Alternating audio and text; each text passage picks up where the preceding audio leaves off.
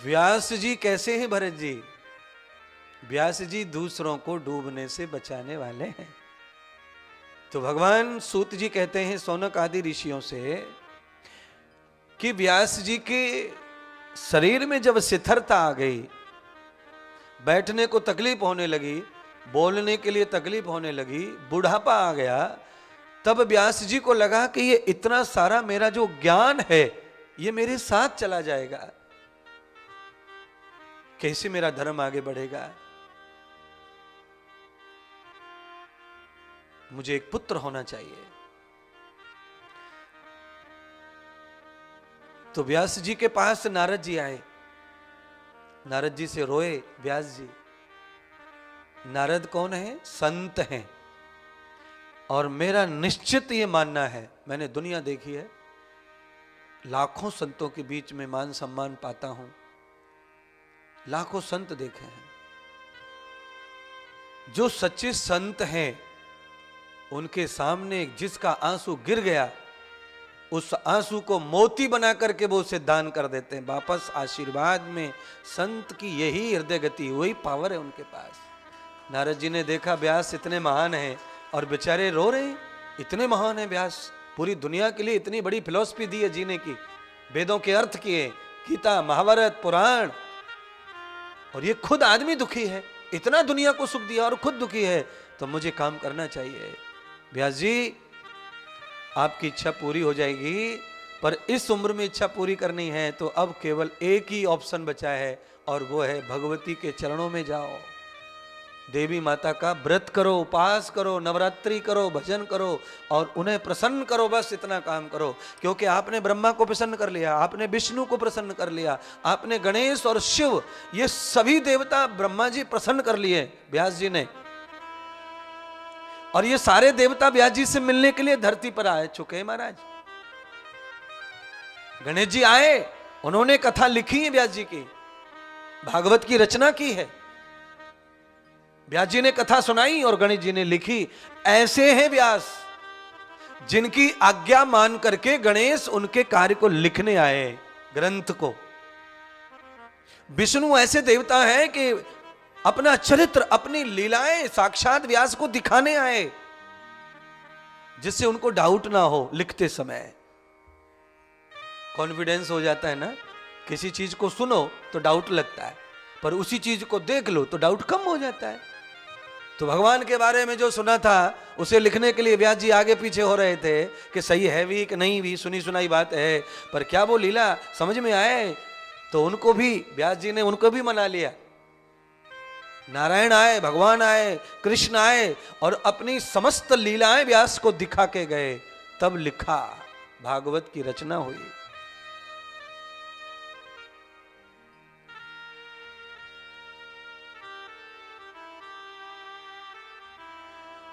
शंकर भगवान आए, उन्होंने वरदान दिया कि हे व्यास तुम चिंता मत करो, मैं तुम्हारे कार्य को सिद्ध करने जरूरत पड़ने पर अवश्य आऊंगा, जिस विध चाहोगे उस विध आऊंगा। व्यास जी को ध्यान ही नहीं रहा कि शंकर भगवान अपने को बता के गए थे, भूल गए हो। क्योंकि ये बात नहीं है कि विद्वान ज्ञानी भूलते नहीं है, उनको भी कोई बात भूल जाते हैं, उनको भी विस्मृति भी हो जाती है। तो शंकर भगवान का जो वचन था वो उसे भूल गए थे व्यास जी, कि वो मुझे कह के गए मैं बुलाऊंगा तो वो आ जाएंगे।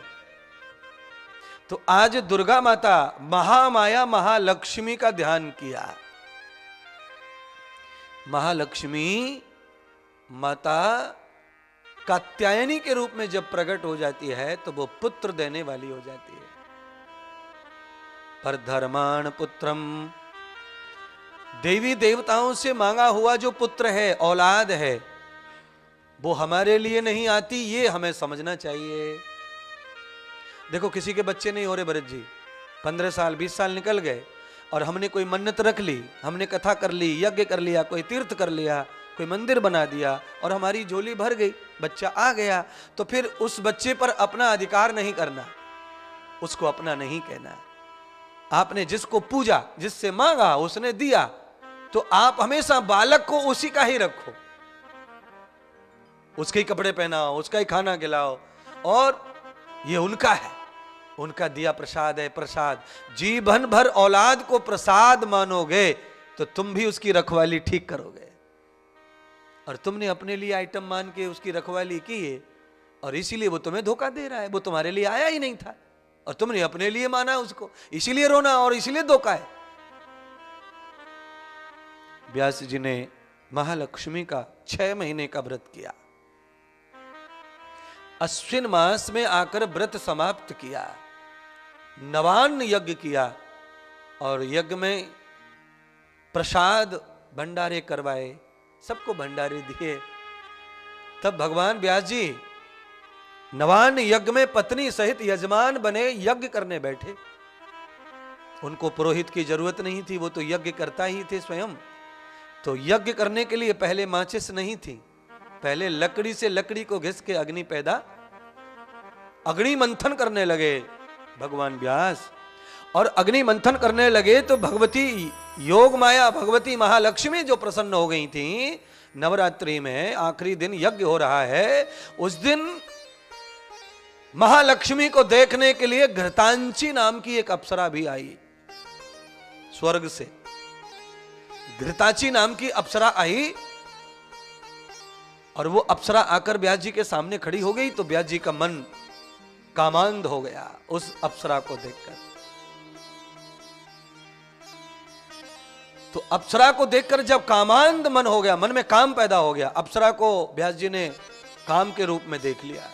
इतने ज्ञानी होके, ध्यानी होके, इतने तपस्वी होके भी एक सुंदर महिला ने व्यास जी का मन कामी बना दिया। और कहां बनाया? यज्ञ करते समय। कामी से कामी व्यक्ति भी यज्ञ के समय उस भाव को नहीं लाया और उनके अंदर वो भाव आ गया। उस भाव को उन्होंने विवेक और ज्ञान से कंट्रोल तो कर लिया, पर उनके शरीर से शुक्र गिर पड़ा और शुक्र गिरा तो यजमान तो दूषित हो गया, अपवित्र हो गया। इसलिए गुप्त इंद्रियों से किसी भी प्रकार का रिशाव तब नहीं होना चाहिए जब हम पूजा में बैठते हैं, हवन में बैठते हैं। तब हमारे गुप्त अंग से कोई रिशाव नहीं होना चाहिए, कोई प्रसव नहीं आना चाहिए। तो उसके लिए हमारे यहाँ सनातन में, हिंदुओं में तो बहुत रोक टोक है हर चीज की, कि ऐसा नहीं बैठना, वैसा नहीं करना, नहा के बैठो, अगर ऐसा है तो ऐसा मत करो। तो ये सारी चीजें बड़ी मान्यता की हैं। तो व्यास जी को जब ऐसा हुआ तो वो जिस लकड़ी पे मंथन कर रहे थे अग्नि, उस पर शुक्र गिरा। तो व्यास जी ने उस घृताची नाम की औरत को श्राप दे दिया कि तेरी सुंदरता के कारण मेरा यजमानत्व बिगड़ रहा है, इसीलिए तू कुरूप बन जा। कुरूप। 1 सेकंड के अंदर घृताची नाम की जो अप्सरा है वो सुग्गी बन गई, पक्षी। सुग्गी का रूप धारण हो गया, उसका पक्षी बन गई। और वो ऐसा पक्षी बन गई कि आदृश्योऽनुकृतम्। और जब वो घृताची नाम की स्त्री सुग्गी बनी तो व्यास जी की नजर उस सुग्गी पर पड़ी तो व्यास जी को पछतावा हुआ, मैंने गलत कर दिया। ये तो उसका कोई दोष नहीं था इसमें, वो सुंदर है तो है। अब वो चाहे जिस मन से मेरे पास आई है, उसकी इच्छा है, उसकी सोच है वो, पर मुझे उस तरह नहीं करना चाहिए था। तो अब क्या करें? व्यास जी दो जगह फंस गए। एक तो श्राप दिया, उसके लिए टेंशन में आ गए, वो सामने सामने वो पक्षी बन गई। अब दूसरा ये है कि अब ये नुकसान हो गया, शुक्र गिर गया। तो व्यास जी ने जब ये चिंतन करके थोड़ा अपने शुक्र की ओर ध्यान दिया कि मुझे अपना शुक्र वापस ले लेना चाहिए। तपस्वी लोगों में ऐसा गुण होता है कि वो ऐसा कर सकते हैं। तो जब उन्होंने शुक्र की ओर दोबारा ध्यान दिया तो देखा कि उस अग्नि मंथन अरणी के ऊपर एक तेजस्वी पुत्र का जन्म हो गया। तेज पैदा हो गया उस लकड़ी के ऊपर। अरणी, अरणी व्यास जी की पत्नी का भी नाम है और अरणी उसको भी कहते हैं, अग्नि मंथन करने वाली लकड़ी को। उसमें इंद्री बनाई जाती है। आपने कभी बड़े यज्ञ न देखे हो तो भारत में आके दिखाएंगे तो एक लकड़ी ऐसी रहती है कि जिसमें एक ओखरी जैसी गड्ढा कर दिया जाता है और उसमें उखल जैसा डालकर उसे घसा जाता है, उससे अग्नि का जन्म होता है, तो उसे भी अरणी कहते हैं।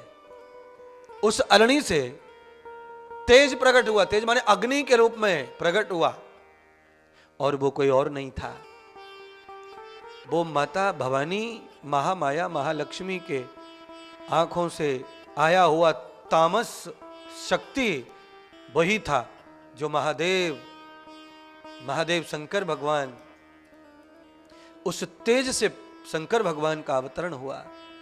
पर वो सुग्गी, पक्षी सुग्गी बन गया, वो माता सुग्गी बन गई अप्सरा।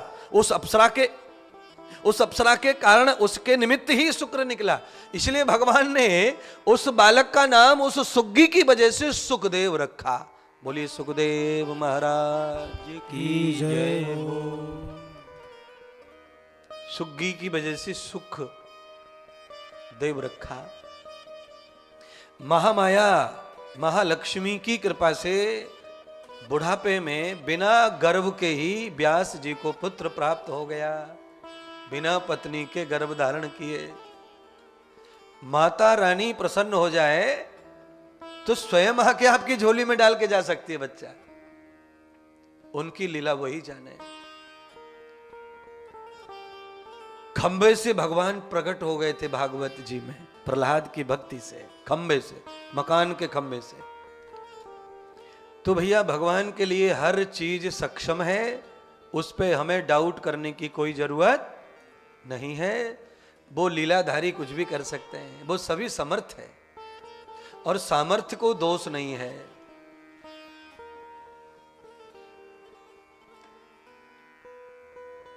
सुखदेव जी के जन्म के बाद आनंद बरस गया व्यास जी के जीवन में। अपनी पत्नी अरणी को बताया तो अरणी धन्य हो गई। अरणी के अंदर पुत्र की तृष्णा पैदा हो गई। पुरुष से ज्यादा तृष्णा बच्चे की किस में होती है? औरत में। बच्चे नहीं हुए तो दोष किसको लगता है? औरत को। और प्रॉब्लम है पुरुष में। ये तो डॉक्टर ही बताएगा प्रॉब्लम किस में है। डॉक्टर की रिपोर्ट लेके खूब चिल्लाती घूम रही है औरत कि मैं नॉर्मल हूं, वो अननॉर्मल है, पर फिर भी जिठानी देवरानी मानती है। बच्चे नहीं हो रहे उसको, बच्चे नहीं हो रहे उसको, बच्चे नहीं हो रहे, बच्चे नहीं हो रहे। अरे बच्चे अकेले करना है, बिना पुरुष के स्त्री को बच्चा करना है तो उसके लिए उससे भक्ति करनी है, भगवान से जुड़ना है। पति वो भी है परमात्मा, माता रानी भी पति है, उससे जुड़ना है, हो जाएगा। पर जो सृष्टि का विज्ञान है, स्त्री बीज और शुक्र दोनों मिलके जनरेट होते हैं, तो जो विज्ञान है उसको जिंदा रखना है। उसी विज्ञान से दुनिया पैदा हो, क्योंकि मरने वाली दुनिया, जन्म लेने वाली दुनिया उसी से पैदा हुई है। अब दुनिया अमैथुनी नहीं है, तो अमैथुनी सृष्टि अब पैदा होना भी दुर्लभ है। अब जो होगा मैथुन से होगा। ब्रह्मा जी की सृष्टि मैथुन की नहीं है, और ब्रह्मा के पुत्र मनु की जो सृष्टि है वो मैथुन की है। कर्म फल की, मृत्यु जन्म की, दुख सुख की, जन्म जवानी बुढ़ापे की। ब्रह्मा के पुत्र बूढ़े नहीं हुए क्योंकि अमैथुनी है, गर्भ धारण नहीं करना पड़ा। मां के पेट से आना है, खून से पैदा होना है, तो बूढ़ा भी होना है, जवान भी होना है, अच्छा भी होना है, बुरा भी होना है, बिगड़ना भी है, सुधरना भी है। ये सब सृष्टि का ही चक्र है। सुखदेव जी का जो है सबसे पहले कोई कर्म हुआ तो वो कर्म क्या हुआ? दीक्षा कर्म। ये है हमारी सनातन की महानता। बालक पैदा होने के ठीक 12 वर्ष में उनका दीक्षा समारंभ करवाया। देवताओं के गुरु बृहस्पति को बुलाया गया और श्री सुखदेव जी का गुरु बनाया गया बृहस्पति को। बृहस्पति के यहां पर भगवान श्री सुखदेव जी 11 वर्ष रहे गुरु सेवा में, और वहां खगोल समस्त विद्याओं का अध्ययन किया। शिव जी हैं वो वैसे तो अंदर से, पर मनुष्य बन के आए हैं तो उनको मनुष्य की समस्त क्रियाओं से गुजरना पड़ रहा है। राम विष्णु है पर उन्हें मानवीय क्रियाओं से गुजरना पड़ा, स्कूल जाना पड़ा, गुरुजी के यहाँ यज्ञोपवीत पहनना पड़ा, शिखाबंधन करना पड़ा, नंगे पैर गुरु के यहाँ रहना पड़ा, लंगोट बांध करके बिना वस्त्रों के भिक्षा करनी पड़ी और रूखी सूखी फीकी खानी पड़ी, तब भगवान बने। बिना गुरु की आज्ञा, बिना गुरु के उपदेश, बिना गुरु की वचन को पालन किए कोई इंसान बन नहीं सकता। इंसान के चोले में रह सकते हो पर इंसान कभी नहीं बन सकते। अरे चोट का तो दर्द है ही, पर उस चोट के परिणाम भी तो है ना। बिना चोट खाए कैसे कुंडल बनेंगे, नथली बनेंगे अपन, कैसे माथे का टीका बनेंगे, कैसे कमर की कौंधनी बनेंगे, कैसे पैर के पायजेब बनेंगे। अरे आपको आभूषण बनना है, सजना है, तो गुरु के शब्दों को भी सहन करना अमृत समझ के। बोलिए, अभी मशीनें आ गई मटका बनाने की, पहले नहीं थी। तो पहले प्रजापति कुम्हार कैसे मटका बनाता था? मिट्टी को यहां लादता था, यहां उल्टे हाथ पे, और इधर पीटना शुरू करता था उसको, ये गोल गोल लकड़ी से अंदर हाथ लगा के रखता, ऊपर से पीट रहा है, गोल गोल घुमा रहा है, घड़ा बना देता, मटका बना देता, पर पीटते समय एक हाथ अंदर रखता और एक ऊपर से रखता। गुरु है, कारीगर है, कलाकार है, गुरुदेव वही करते हैं। किसी को अगर डांटते भी हैं तो एक मोहब्बत का हाथ लगा के रखते हैं अंदर से, ज्यादा न लग जाए किसी को, तब निर्माण होता है मटके का, घड़े का, जीवन का। सब तरफ खाली तुम्हारी इच्छा अनुसार प्राप्त होता रहे तो तुम्हारा निर्माण नहीं होगा, तुम्हारी बर्बादी होगी। क्यों? मीठे को मीठा समझ के खाने वालों, ये मीठा जहर होता है। ये लपड़ी चपड़ी बातें, ये जहर है। सत्य बोलने से प्यार कम नहीं हो जाता है, मोहब्बत कम नहीं हो जाती है। अच्छी माँ उसी को माना है जो गलती पे चांटा मारे बालक को, और बुरी माँ वो है जो माफी देवे, बोले ही ना। बच्चा नाराज हो जाएगा, बच्चा दूध नहीं पिएगा, बच्चा ये नहीं, दूसरा मर क्यों ना जाए दूसरा बच्चा, पर मुझे मेरा काम करना है। मैं मां हूं तो मैं निर्माण ही करूंगी, चाहे वो मर ही क्यों ना जाए। आपको मां होने का दोष नहीं लगेगा अगर वो मरता है तो, पर वो बिगड़ता है तो आपको दोष लगेगा जिंदगी भर। लड़की बिगड़ी तो मां को दोष लगता है, लड़का बिगड़ा तो पिता को लगता है, सीधा है। आपके घर में बहू आती है, गड़बड़ करती है, तो आप क्या आशीर्वाद देते हैं उसकी मां को? चलो आप ही बता दो, मैं तो मेरा प्रवचन झूठा मान लूंगा। बोलो ना। आपके घर में बहू आई और आके उसने आपको थोड़ा तंग किया, तो सासू मां सीधा किसको बोलती है? डायरेक्ट सास का किस पे चलता राइफल? वो केवल लड़की को दोषी नहीं मानती है सास, बहू को। और जरूरी नहीं है कि सास का, उसकी मां खराब है तो बेटी खराब है, ऐसा भी नहीं है। पर बेटी की जिद को रोका नहीं मां ने, ये मां की गलती है। मां अच्छी है, मां ने 1000 संस्कार दिए, कोई गलत नहीं सिखाया, मां भी गलत नहीं थी, पर गलती पे टोका नहीं, रोका नहीं, ये गलती है ना। पहली बारिश में अगर छत टपक रही है, अगर उसी बारिश में ट्रीटमेंट हो जाए तो फिर छत खराब होने वाली नहीं है। बस ये मैं सिखाता हूं, अलग क्या है मेरा। पहली बारिश में पानी गिरा, उसी दिन रिपेयर कर दो, नहीं 4 महीने बरसेगा चातुर्मास, पानी कहां से कहां तक जाएगा? दीवार पर वो दाग आ जाएगा, दीवार पर वो सीलिंग आ जाएगी, दीवार मॉइस्चर पकड़ लेगी, आपका घर कलर वाला सुंदर नहीं लगेगा। बस मैं ये नहीं कह रहा कि आप बहुत गलत हो कि कुछ कर रहे हो, आप अच्छे हो, मकान मालिक अच्छा ही होता है, ऐसा मकान अच्छा बनाता क्यों अगर उसे बुरा करता तो? पर बुरा कर रहा है ना, आलसी, आंखों के सामने पानी टपक रहा पहली बारिश में, सुधरता नहीं। और आप सब जानते हैं गुजरात में पहले गरीबी थी, कच्चे घर थे, तो बारिश आने के 2 महीने पहले भारत में अप्रैल आती है, अप्रैल। और अप्रैल में पोखरे और तालाबों में पानी कम हो जाता है। सड़ी हुई चिकनी मिट्टी लाते हैं, उसमें भूसा मिलाते हैं और कच्ची छत को 2 महीने पहले लीपते हैं उसको, बारिश का पानी जाए घर में ना घुसे, इसलिए चिकनी प्लास्टर मारते हैं नया। और उन्हीं की औलाद तुम हो, उनसे क्यों नहीं सीखा कि बारिश आने से पहले रास्ता निकालो, पानी जाने का रास्ता बनाओ। बारिश आने के बाद रास्ता बनाओगे तो रास्ता बनते बनते पानी बेडरूम में, तकिया में, बिस्तर में, आटे में। हाँ, और पहले इतने साधन नहीं थे, गोदरेज, अलमारी, फर्नीचर, पहले ये सब नहीं था।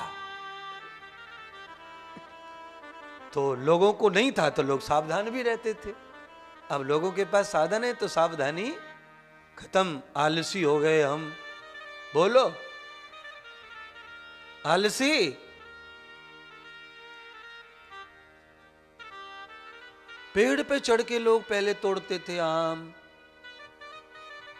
अब पेड़ पे चढ़ के तोड़ने की बात तो बहुत दूर है, मार्केट से खरीद के ले आए ये भी बहुत है। मोबाइल में पता नहीं क्या लिख देते हैं, सर 1 घंटे में आम घर आ जाता है। हाँ? बोलो। और उसके ऊपर पट्टी चिपका के लाता है कंपनी की, आम वाला सबसे नकली आम, उस पे पट्टी VIP। और ऑनलाइन आया है इस समय मार्केट का सबसे महंगा आम। दूसरों के भरोसे छोड़ के आम महंगा और सबसे अच्छा तुम्हें मिलेगा। आप ही बताइए, है? बोलिए ना। जिस कमरे में तिजोरी है उस कमरे में मेहमान को एंट्री नहीं है सोने की, वो बेडरूम तो मालकिन का ही रहता है हमेशा। हाँ, समझ गए मैं जो कह रहा हूं। तो अच्छे आम को वो तुम्हें क्यों देगा ये तो बताओ।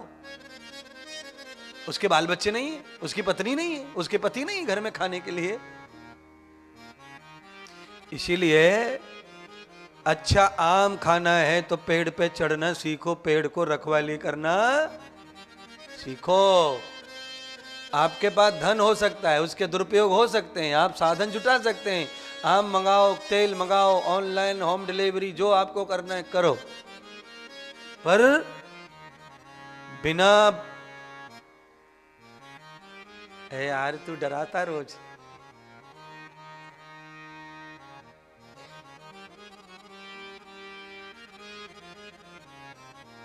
हमारे कर्मों की जो पूंजी है उसकी भी होम डिलीवरी होती है, ये ध्यान रखना है। कर्मों की जो पूंजी है उसकी होम डिलीवरी होती है महाराज।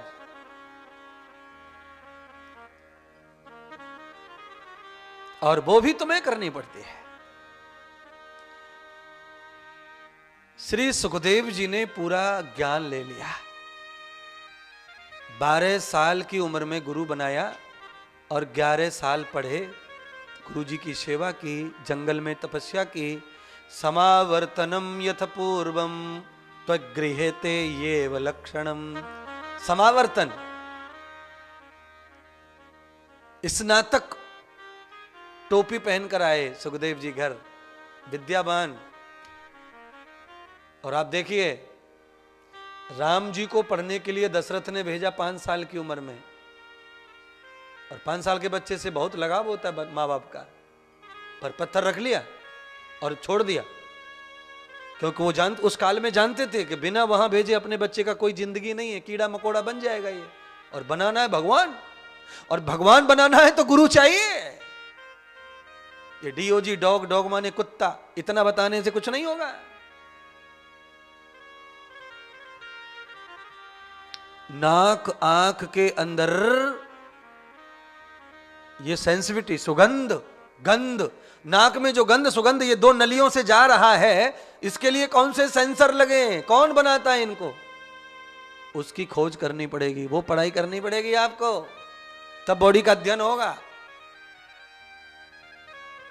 ये अध्ययन जो बॉडी का किया है डॉक्टर में, पढ़ाई में, ये भी बहुत है, ठीक है, पर जिनकी जीभ पे स्वाद खत्म हो जाता है, डॉक्टर स्वाद पैदा नहीं कर पा रहे। हाँ, मलेरिया हो गया, टाइफाइड हो गया, जीभ का स्वाद गया। कितना भी बढ़िया लाओ उतना उल्टी आती है उस समय, सिवाय दूध के मीट कुछ अच्छा नहीं लगता। सब्जी तो उल्टी करवा दे, वे देखते से घिन आती है। मलेरिया टाइफाइड में जीभ सूख गई, डॉक्टर क्या कहते हैं, 20 दिन लगेंगे बिना दवा के, स्वयं ठीक होगी ये स्वाद। जैसे मलेरिया चला जाएगा, धीरे धीरे स्वाद आ जाएगा। क्यों आ जाएगा? क्योंकि जीव का निर्माण हुआ है सागर से, समुद्र से, जल से, उसमें हड्डी वड्डी नहीं है भाई साहब।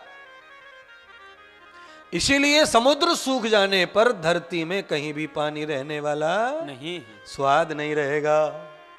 तो जीव का पानी सूखा तो सारे स्वाद फेल। इसीलिए जीव का पानी नहीं सूखना चाहिए, और जीव का पानी गंदा भी नहीं करना चाहिए। है, जीव का पानी खराब हो जाता है अल्कोहल लेने से, अल्कोहल दारू पीने से जीव खराब हो जाती है। अल्कोहल से जीव खराब होती है, इसलिए तो लीवर सड़ता है।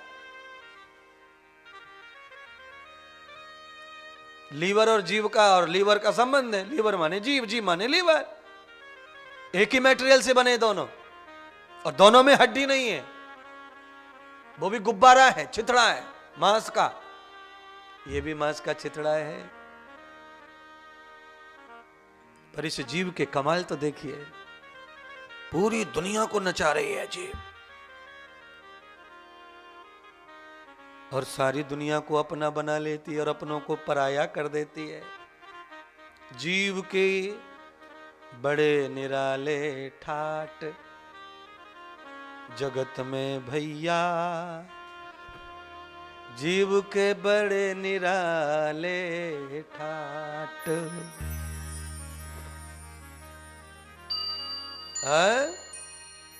कोई पति तो पत्नी को इसी बात पे छोड़ देता है कि तूने ये बोला ही क्यों, एक ही शब्द के पीछे पड़ जाता है, तूने बोला कैसे, ये कैसे बोला, ये कैसे बोला, ये कैसे बोला, मरने पे आ जाता है, पर अब नहीं माफ करता। और वही शब्द, वही जीवा है, बड़े बड़े झगड़े मिटा देती है। लड़ाई हो गई घर में सास बहू में, पति पत्नी में, और बड़े मामा जी को बुला लिया पंचायत करने को। मामा के पास क्या है, बुद्धि, जीव ही तो है। तो कुछ मामा ने जीव चलाई, कुछ बहन को समझाया, कुछ बहू को समझाया, कुछ बेटे को समझाया, तो इस जीव ने घर का कलेश समाप्त कर दिया। और घर वाले जिनकी जीव की वजह से सब गड़बड़ हो गया, मामा की जीव ने सब सही कर दिया। और मामा के घर में मामा की जीव से लड़ाई होती है, पर दूसरे के घर में काम सही कर रही है कि नहीं? आप भी वही हैं, आपने भी कितने घरों में लड़ाई कम करवाई होगी। आप भी जाते हैं तो समझाते हैं, मित्र मित्र को बोलता है, फ्रेंड में पत्नी अपनी जाके समझाती है, और मामला फिट भी हो जाता है, समझाने से लोग मान भी जाते हैं। पर अपने घर में हमको खुद को समझाने की अकल खुद को नहीं है। तो हमेशा समझ दूसरों से मिलती है, ये मैं बताना चाहता हूं। आप अपने आप को कितना भी मानिए महान, पर न आप ना समझ हैं, क्योंकि अपने आप को महान मानना ही ना समझिए है। आप जो कर रहे हैं, जो आप सोच रहे हैं वही ठीक है, ये भी ना समझी है।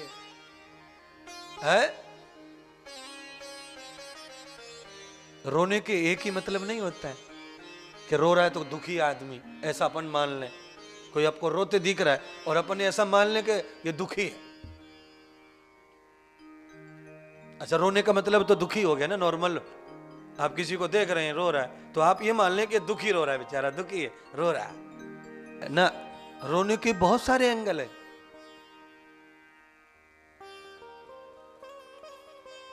अचानक किसी प्रेमी की याद आ जाए तो आंसू आ जाते हैं, अचानक किसी अपनों की, मरे गिरे की, पुराने की, किसी की भी याद आ जाए, आंसू आ जाते हैं।